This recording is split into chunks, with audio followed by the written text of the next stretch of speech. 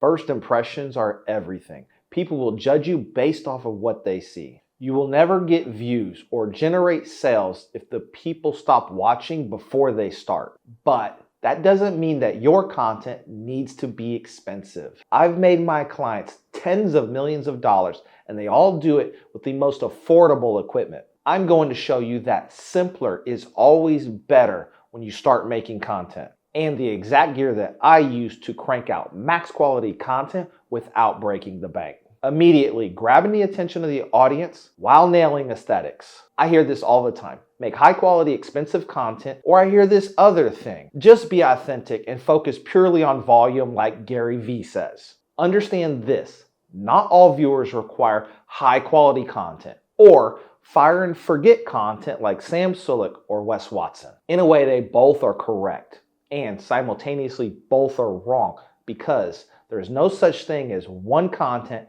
fits all. Although it may be great, someone like Sam Sulek or Gary Vee can pull off low quality content filmed with their iPhone. But the only way that you can compete with them is by focusing on your weakest areas first. In my opinion, leveling up video quality is where I started, because it was the fastest, most affordable area to level up my content. And when you fix this, you will have a fighting chance to get your piece of the viewer pie. Did somebody say pie?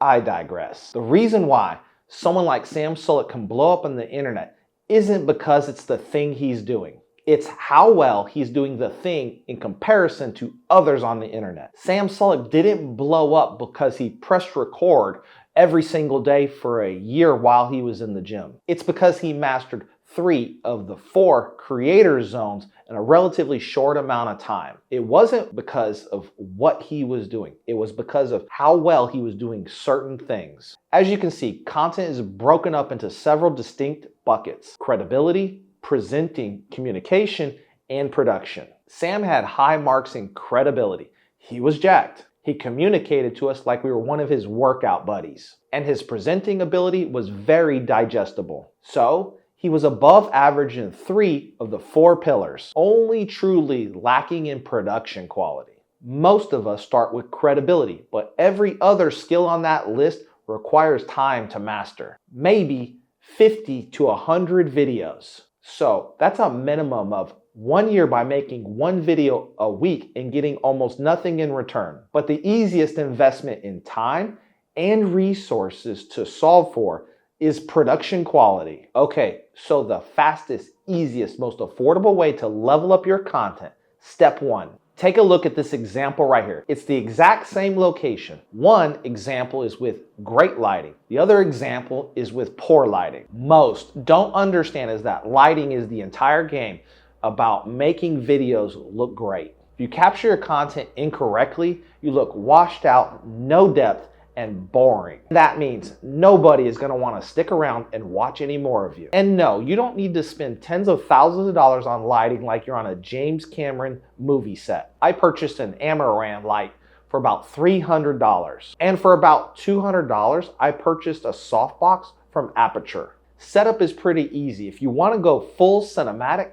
set that light up on a 45 directed right back at your face. But if you are geometrically challenged, go ahead and place that light directly behind the camera, facing towards you. Pro tip, the subject should always be facing the light source. Now, have you ever wondered why I wear sunglasses in all my videos? One word: eye strain. I spend all day behind the computer just getting my retinas fried by these lights. For an accent, I added some Amaran RGBD tower lights shining against that 3D geometric background. Throw in a little black paint and I had this studio up and running in hours, not days. Now most people will think, and me included, a more expensive camera would mean I would look better. Minimal at best. It's nearly impossible to tell the difference under optimal lighting between a $4,500 camera and an $850 camera. Heck, my biggest client films all his content from his kitchen table with an iPhone 16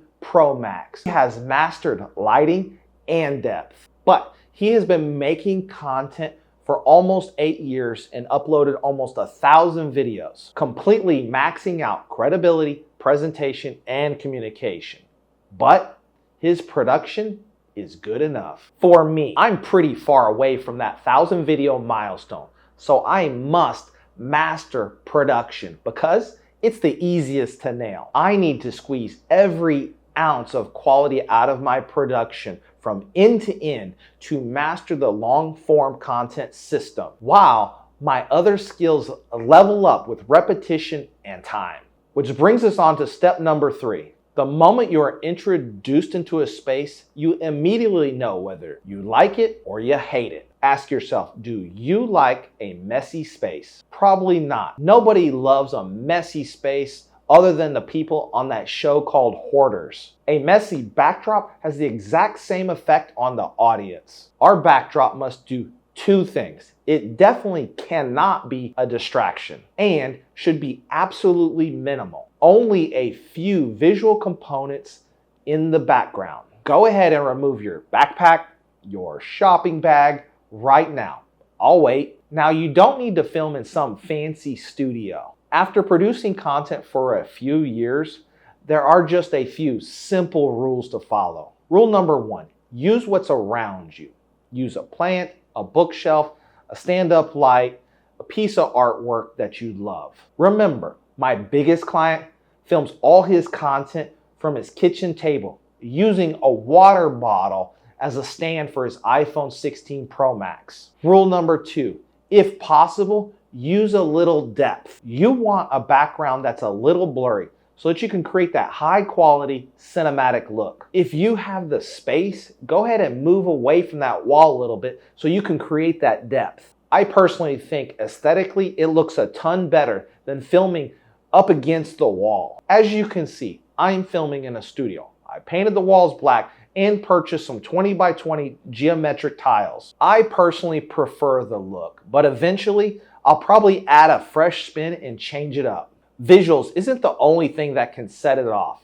So this brings us on to step number 4. Most people just won't tolerate poor audio, popping, cracking, and background noise. If you want to level up your audio but you don't want a bunch of wires or a bulky mic, I would highly suggest using a wireless DJI mic setup. They are completely wireless. You can pin one right to your shirt with a magnetic setup and they sound amazing. I've had both, and the DJI wireless system is GOAT. And the cool thing is, these are completely wireless, so I can take them everywhere and capture crispy audio on the move. Pro tip, I use Adobe Audio Enhancer to make the audio way crispy and reduce all the noise. It's built right into Adobe Premiere. Boom, and just a couple clicks, I sound just like I'm on a Joe Rogan podcast. Now, if you're looking to level up your editing skills, go ahead and check out this next video right here.